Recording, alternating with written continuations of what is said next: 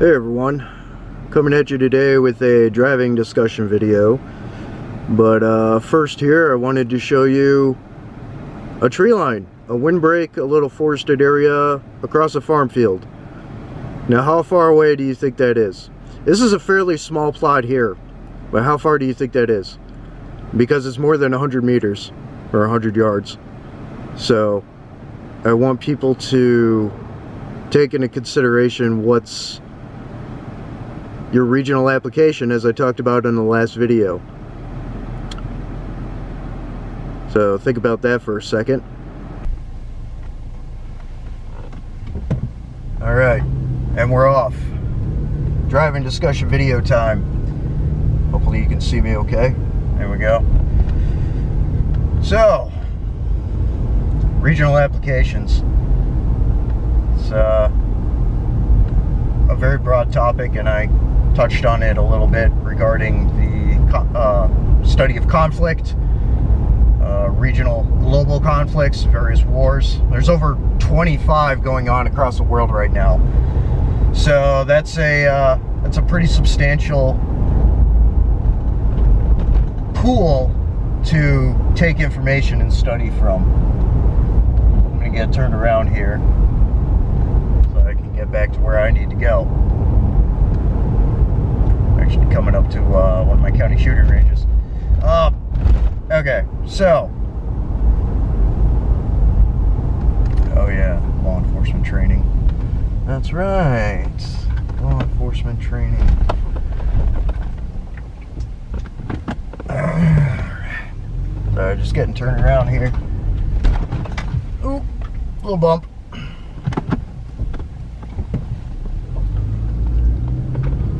Alright. You see me okay? You can see me okay. As I was saying, global conflicts, regional application.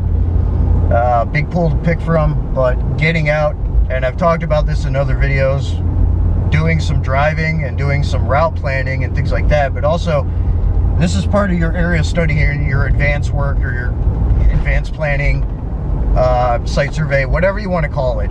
It's all the same thing. Reconnaissance and assessment. Security and exigent planning assessment. So I showed you a bit of a tree line across a farm field. That's a fairly small farm field. So there are farm fields here that are substantially bigger. So that one was about 200 meters, 200 yards, give or take 25 yards.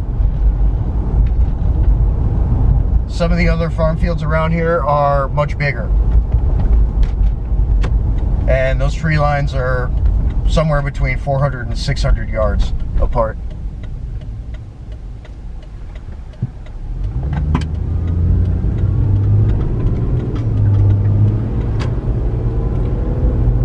So you need to think about your regional application and what the different engagement distances are, apart from freedom of movement. Farm fields, that's an open danger area. That's an open danger crossing. Something you don't really want to get caught in. So you're going to have to utilize tree lines, and I'm just driving through a bunch of it right now. You're going to have to use tree lines and windbreaks and stuff to navigate around farm fields. You're seeing this a lot in Ukraine, and that's why I bring it up, because that's a big part of the Midwest and parts of the East and Southeast. Some of the South. A little bit in the West and Southwest as well. That much more open area out there. So again, regional considerations with that kind of stuff. You know, just kind of gauging it too, because there's a lot of seasonal variation here as well. It's late spring into summer now here, and our spring and summer season are not very long. So now we have the advantage, right now we have the advantage of lush foliage, a lot of greenery, the deciduous trees are in bloom, you know, all that stuff. So you're taking all that into consideration too, about what's applicable for CAMCOM purposes and navigation on foot, trying to circumvent open danger areas. And there's a lot of them here because, again, farm fields. So stuff to think about and stuff that you need to get out. Getting out and doing the training is great, and you need to be doing that. Obviously, you need to do the regional application of training, but there's a regional application of having to come out and do these assessments and advanced work and area study and everything else. It's a little bit hilly here. A little farther east in my state, it's much more flat until you get to some of the river valleys and then to the Great Lakes, to Lake Michigan, where there's a little bit more bluff area and stuff.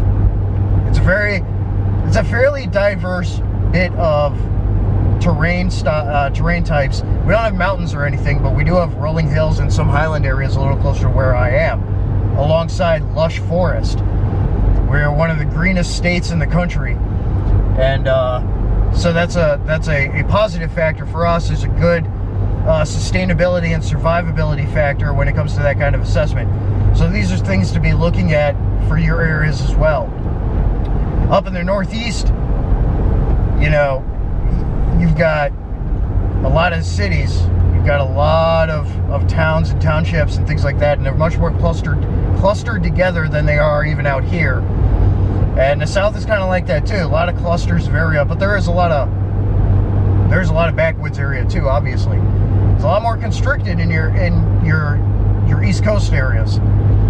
So you have to understand, again, EAPs, your emergency action plans, your route planning, your emergency plans with that stuff, taking that into consideration.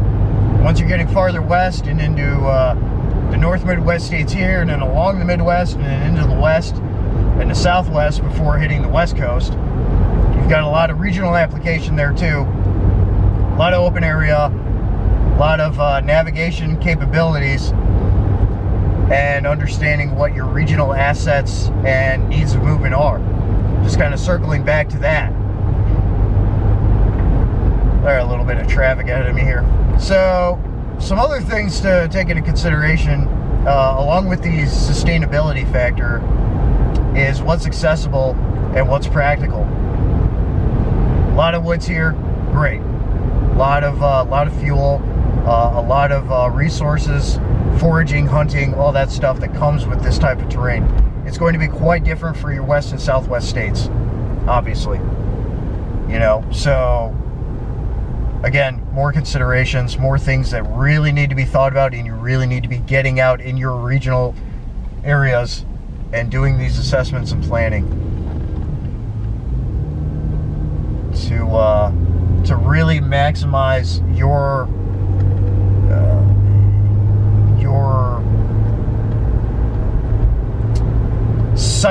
sites of opportunity, your opportunistic factors, the list of things bundled into your logistics package that you have accessibly and at your disposal. So things to think about there. A little bit of road noise here. It's part of this road is not very great. My apologies, but that's what we're talking about here is these routes, modes of movement, routes of movement, travel, accessibility, opportunity, and understanding your regional factors and application. I'm going to rehash this a lot because this is fundamental stuff that needs to be taken into consideration that a lot of people don't do. Homestead is great. That is a foundation of sustainability for yourself, and I've talked about defense in depth and SHTF strategies for bolstering the security and defense of your homesteads. But if for some reason, exigent situation, whether it's a disaster, whether it's something more exigent and severe, otherwise, aside from the severity of a disaster, what are your plans with that? What are your route plans? What are the logistics regionally for your application? Assets, personnel, locations, routes of travel, resources, natural resources, all that stuff. So, beating a dead horse sometimes isn't necessary, but with this stuff, it absolutely is. You need to be having multiple layers of redundancy with this kind of stuff. Redundancy is a huge factor. It is super important. So I cannot stress that enough. that's that's really what I got for you guys here. There's a lot of that stuff. I'm out here doing more site survey, kind of showing you guys some of the regional application factors for my area and some things to think about. We got a lot of forest, but we have a lot of farmland too. So you got to work around that stuff and see what's going to be advantageous for you. Make good with your farmers. Make your local farmers part of your mutual aid group. They have some of the most abundant resources and accessible support that you can have to your advantage.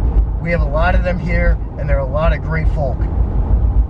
There's a lot of pressure right now from the economy and from the government and other things on our farmers, and we need to support them as much as they have the capability to support us in the event of various emergencies. So that's my big last point. I've been driving past numerous farms here, okay? That's all I got for you for this one. So food for thought, things to think about. Really need you people getting out there and getting these things applied to your logistics and factored in, okay? There's a lot of woods to my advantage here, and in the larger regional area, there's a lot of farmland and a lot of farmers that I can and have made friends with. So things to think about, because all these city people, and I live in a city, but I've lived all over the place and in various types of environments, and have gone and done the training and due diligence. A lot of people have not. Once the shelves are empty, whether it's, again, a disaster or otherwise, once those shelves are empty, they're on their own. They're, if they haven't made good, if they haven't made a mag for themselves, if they haven't made good with a lot of things, if there isn't the logistics of emergency support services,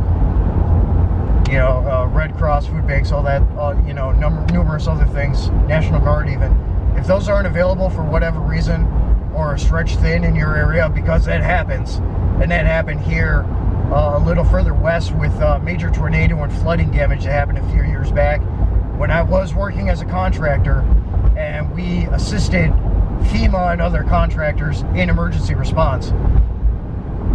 So, direct insight and experience from my end. When that stuff is not there, bad shit happens, okay? So you need to have your exigency plans in place.